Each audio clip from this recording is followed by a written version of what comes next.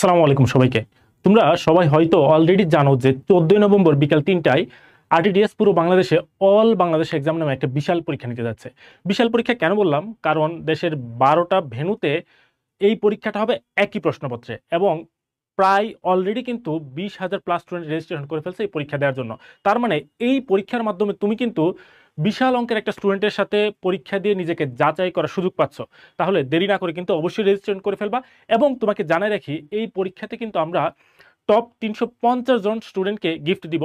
সেটা আমরা আমাদের যে আরটিডিএস এর টেস্ট সেটা পাঠাবো। সেই সাথে হচ্ছে যে ফার্স্ট হবে তাকে হচ্ছে আমরা স্যামসাং ট্যাব পুরস্কার দিব, যে সেকেন্ড হবে তাকে একটা স্মার্টফোন গিফট করব, এবং যে থার্ড হবে তাকে কিন্তু একটা স্মার্ট ওয়াচ গিফট করব।